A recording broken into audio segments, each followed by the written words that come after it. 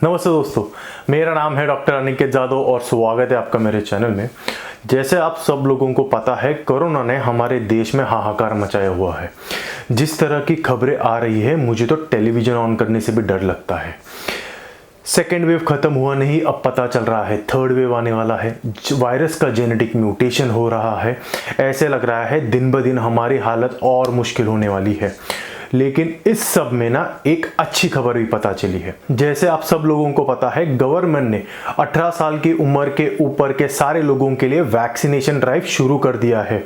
अगर हमें वायरस के खिलाफ ये जंग जीतनी है तो वैक्सीनेशन हमारे लिए बहुत ही ज़्यादा इम्पॉर्टेंट है। और जैसे ही वैक्सीनेशन के बारे में पता चला, वैसे ही व्हाट्सएप यूनिवर्सिटी में काफ़ी लोगों ने रिसर्च करना शुरू कर दिया और इसके बारे में बहुत ही ज़्यादा गलत फहमियाँ फैलने लग गई और लोगों के बीच में डर भी बढ़ने लग गया। तो इसीलिए आज का वीडियो ये बहुत ही ज़्यादा इम्पॉर्टेंट है। इस वीडियो में मैं आपको वैक्सीन के बारे में जो इंडिया में अवेलेबल है उसके बारे में बताऊँगा और कैसे वो आपको बेनिफिट करेगी ये भी बताऊंगा।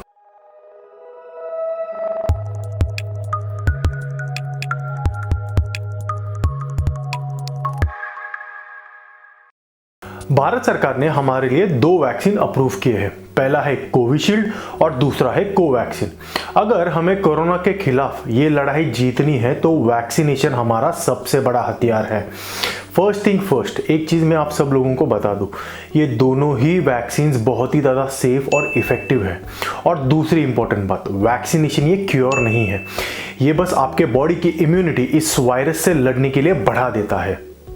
इसीलिए जब कभी आपको मौका मिले, आपका नंबर आए, तो बेझिझक होके ये वैक्सीनेशन ले लीजिए। चलिए इन वैक्सीन के बारे में थोड़ा सा और जानते हैं।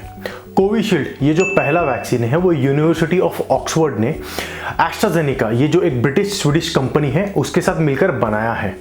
दूसरी तरफ है कोवैक्सीन, ये वैक्सीन पूरी तरह इंडिया में बना है और इसका श्रेय जाता है भारत बायोटेक को, जो हैदराबाद में स्थित है। और इन्होंने Indian council of medical research ICMR और national institute of virology NIV के साथ मिलकर ये वैक्सीन बनाया है। ये दोनों ही वैक्सीन का काम करने का तरीका यानी मैकेनिज्म प्रिटी सिमिलर है। जब आप ये वैक्सीन लेते हो तो आपका बॉडी इस वैक्सीन के अगेंस्ट एक इम्यून रिस्पॉन्स ट्रिगर करता है, जिसे हम एंटीबॉडीज कहते हैं। और यही एंटीबॉडीज आपका प्रोटेक्शन करते हैं।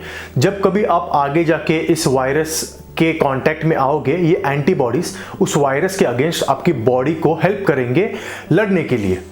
कोविशील्ड ये एक तरीके का वेक्टर वैक्सीन है। वेक्टर का यहाँ मतलब है माध्यम, जिसे हम मोड ऑफ ट्रांसपोर्ट भी कह सकते हैं। जैसे आप आपके कार में बैठ के एक पॉइंट से दूसरी पॉइंट जाते हो, उसी तरह कोरोना वायरस का स्पाइक प्रोटीन एडिनो वायरस, ये जो चिंपैंजीज में पाया जाने वाला वायरस है, उसमें एम्बिड किया जाता है और फिर वही हमें वैक्सीन द्वारा दिया जाता है।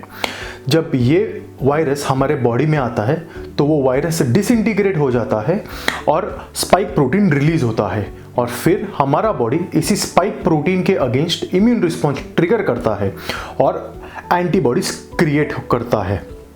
अब मैं आप लोगों को एक बात ये भी बता दूं, ये जो वायरस होता है एडिनो वायरस, वो इनएक्टिवेटेड यानी किल्ड फॉर्म में होता है। इसका मतलब ये है, ये वायरस आपके बॉडी में जाके रेप्लिकेट नहीं कर सकता है खुद को। अगर कोवैक्सीन की बात की जाए तो वो एक इनएक्टिवेटेड फॉर्म ऑफ वैक्सीन है। इस वैक्सीन में एक्चुअल कोरोना वायरस का एक स्ट्रेन, जिसका नाम है NIV 2020-770, ये स्ट्रेन इस्तेमाल किया जाता है, लेकिन ये एक इनएक्टिवेटेड फॉर्म में यानी किल्ड फॉर्म में आता है। तो जब ये वैक्सीन आपको इंजेक्शन द्वारा दिया जाता है तो आपका बॉडी इसको रिकॉग्नाइज करता है। ये भले ही किल्ड फॉर्म में हो, लेकिन आपका बॉडी इसके अगेंस्ट भी इम्यून रिस्पॉन्स ट्रिगर करता है और जिससे आपके बॉडी में एंटीबॉडीज क्रिएट होते हैं। अब बात करते हैं इसकी एफिकेसी की। कोवैक्सीन ये कोविशील्ड से थोड़ा सा ज़्यादा इफेक्टिव पाया गया है। वो इसीलिए भी हो सकता है क्योंकि कोवैक्सीन में एक्चुअल में कोरोना वायरस का एक स्ट्रेन इस्तेमाल होता है, तो इसीलिए इम्यूनिटी जो इससे बिल्ड होती है वो शायद बेटर होती है। कोवैक्सीन की जो एफिकेसी है वो अराउंड 80% है और कोविशील्ड की 71%। अब मैं आप लोगों को एफिकेसी के बारे में कुछ समझाता हूँ। एफिकेसी का मतलब यह है कि समझिए 100 लोगों ने कोवैक्सीन ये वैक्सीन लिया है और 100 लोगों ने कोविशील्ड। अब इसका मतलब यह है कि कोवैक्सीन में से 80% लोगों को, यानी 80 लोगों को वायरस अफेक्ट नहीं करेगा और बाकी के जो बचे हुए 20% है उनको शायद थोड़े बहुत सिम्टम्स आ सकते हैं। उसी तरह कोवैक्सीन में भी 71% लोगों को इससे अफेक्ट नहीं होगा वायरस अगर उनके बॉडी में चला गया, लेकिन 29% को क्योंकि उनकी इम्यूनिटी बिल्डअप है तो उससे थोड़े बहुत सिम्टम्स आ सकते हैं। तो कुछ लोगों को ये डर लगता है कि यार इसकी एफिकेसी अगर कम है तो शायद हमें इससे नुकसान हो सकता है।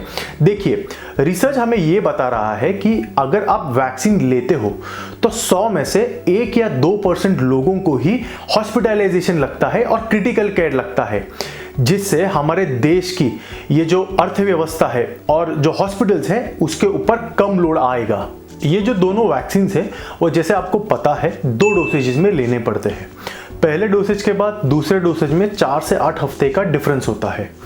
आप जब भी फर्स्ट डोज लेते हो तो वैसे ही आपको वहाँ पे बताया जाता है कि आपको सेकेंड डोज कब लेना चाहिए।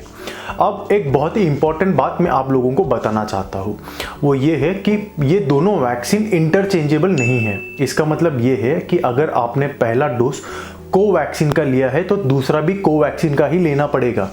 पहला डोज कोविशील्ड का लिया है तो दूसरा भी कोविशील्ड का ही लेना पड़ेगा। आप एक कोवैक्सीन और दूसरा कोविशील्ड ऐसे नहीं कर सकते हैं। इस वैक्सीन के कुछ साइड इफेक्ट जरूर है जो कुछ लोगों में दिखाई देते हैं। इसमें 2 तरीके के साइड इफेक्ट्स है। एक है लोकल, यानी जहाँ पे आप वैक्सीन लेते हो वहाँ पे कुछ साइड इफेक्ट दिखाई देते हैं, और दूसरे है सिस्टमिक, यानी आपके पूरे बॉडी पे दिखाई देते हैं। तो लोकल साइड इफेक्ट है कि जिस आर्म में आपने वैक्सीन लिया है वहाँ पे पेन होना, रेडनेस होना और स्वेलिंग यानी सूजन आना। और सिस्टमिक यानी आपके पूरे बॉडी पे जो दिखाई देते हैं वो है टायर्डनेस यानी थकावट, headache, muscle pain, chills, fever और नॉशिया। अगर आप में से किसी में ये वैक्सीन का साइड इफेक्ट दिखाई दिया तो बिल्कुल भी डरिए मत, ये बहुत ही टेम्परेरी चीज़ है। अगर आप अच्छे से रेस्ट करोगे तो 2 से 3 दिन में ये सारे सिम्टम्स आपके चले जाएंगे। अब बात करते हैं उन लोगों के बारे में जिन्होंने ये वैक्सीन नहीं लेना चाहिए। जी हाँ, ऐसे कुछ थोड़े से पॉपुलेशन है जिन्होंने ये वैक्सीन नहीं लेना चाहिए। पहला है जो भी 18 ईयर्स और बिलो है। मिनिस्ट्री ऑफ वेलफेयर ने एकदम क्लियर इंडिकेशन दिया है कि जो 18 साल से कम उम्र के लोग हैं उन्होंने ये वैक्सीन नहीं लेना चाहिए। दूसरा है प्रेग्नेंट और लैक्टेटिंग वुमेन।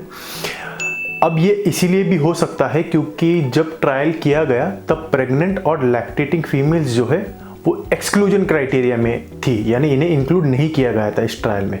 तो अगर इस वैक्सीन का कुछ साइड इफेक्ट इन फीमेल्स में होगा तो शायद अभी तक ये पता नहीं है। अभी और रिसर्च चल रहा है और हमें कुछ दिनों में ये पता चलेगा।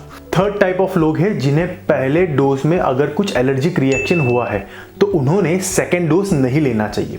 चौथे प्रकार के लोग हैं जिन्हें कोई भी प्रकार का ब्लीडिंग डिसऑर्डर है, उन्होंने भी ये वैक्सीन नहीं लेनी चाहिए।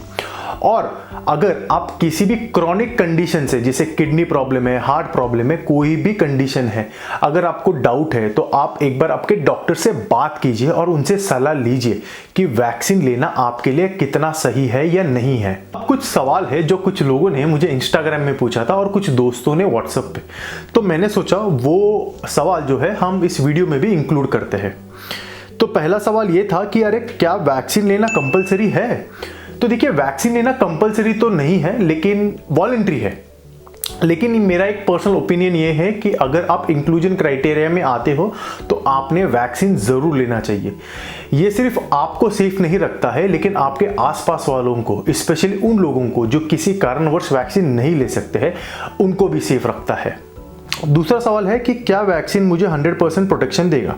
तो जी नहीं, वैक्सीन जो है आपको 100% प्रोटेक्शन नहीं देता है। जैसे मैंने पहले मेंशन किया, 80% लोगों को और कोविशील्ड में 71% को प्रोटेक्शन मिलता है। लेकिन बाकी के लोग जिन्हें अगर इन्फेक्शन हो भी गया तो उन्हें उनकी जो सिवियरिटी है वो इन्फेक्शन की बहुत ही कम होगी और उनको हॉस्पिटल भी जाने की ज़रूरत नहीं पड़ेगी। तीसरा सवाल है, अगर मैं कोविड पॉजिटिव हो तो क्या मैंने वैक्सीन लेना चाहिए? जी नहीं, अगर आप कोविड पॉजिटिव ऑलरेडी हो तो आपने ये वैक्सीन नहीं लेना चाहिए। आप एक बार कोविड नेगेटिव हो गए, उससे 4 से 6 हफ्ते बाद आप ये वैक्सीन ले सकते हो। अगला सवाल है, वैक्सीन लेने के कितने समय बाद मेरी इम्यूनिटी बढ़ेगी? तो रिसर्च हमें ये बता रहा है कि वैक्सीन का सेकेंड डोसेज लेने के बाद 2 से 3 हफ्ते बाद आपकी इम्यूनिटी पूरी तरह डेवलप होती है। आखिरी सवाल है, क्या ये वैक्सीन मुझे लाइफ टाइम इम्यूनिटी देगा? तो देखिए, इस सवाल का जवाब तो अभी हमारे पास नहीं है। वो इसीलिए है क्योंकि वैक्सीन जो है वो अभी लोगों को देना शुरू किया है। तो अभी तक हमें ये नहीं पता है कि इस वैक्सीन से मिलने वाली जो इम्यूनिटी है वो कितने सालों तक रहेगी। अगर बाद में आगे ऐसे पता चल सकता है कि इससे मिलने वाली इम्यूनिटी लाइफ लॉन्ग है, या फिर ऐसे भी हो सकता है कि हमें पता चले इससे मिलने वाली इम्यूनिटी कुछ साल ही टिके और फिर हमें वापस इम्यूनाइजेशन करना पड़ सकता है। जाते जाते मैं आप लोगों को 2 बातें बताना चाहता हूँ। पहली मतलब ये कि अगर आपको मौका मिले और आपका नंबर आए तो प्लीज़ ये वैक्सीन ले लीजिए। कोविशील्ड और कोवैक्सीन ये दोनों ही सेफ और इफ़ेक्टिव वैक्सीन्स है, आप प्लीज़ इसे ज़रूर लीजिए। और दूसरी बात ये है, अगर आपने वैक्सीन ले भी लिया तो भी आपने मास्क पहनना, हाथ सैनिटाइज करना और सोशल डिस्टेंसिंग रखना ये अभी भी कंटिन्यू करना है। अभी हमारी जंग और बहुत बाकी है। तो प्लीज़ वैक्सीनेशन के बाद भी गवर्नमेंट ने जो प्रोटोकॉल्स दिए हैं उसे प्लीज़ फॉलो कीजिए। और हाँ, याद रखिए, ऐसे हालात में बेहतर यही है कि वक्त रहते इंसान सतर्क होकर अपने जज्बात को काबू में रखकर अपने कदम पीछे हटा ले और अपनी जिंदगी को एक नई दिशा की तरफ मोड़ने की कोशिश। सॉरी, आजकल क्राइम पेट्रोल को ज़्यादा ही देख रहा हूँ मैं। प्लीज़ सेफ रहिए, अगर पॉसिबल है तो घर के बाहर मत निकलिए, जितना हो सके घर पे रहिए और सोशल डिस्टेंसिंग ज़रूर फॉलो कीजिए। धन्यवाद। आपको अगर मेरा ये वीडियो पसंद आए तो प्लीज़ अपने दोस्तों के साथ, रिश्तेदारों के साथ शेयर कीजिए ताकि उन्हें भी इस वैक्सीन के बारे में पता चले और वो भी जल्द से जल्द ये वैक्सीन ले लें। धन्यवाद।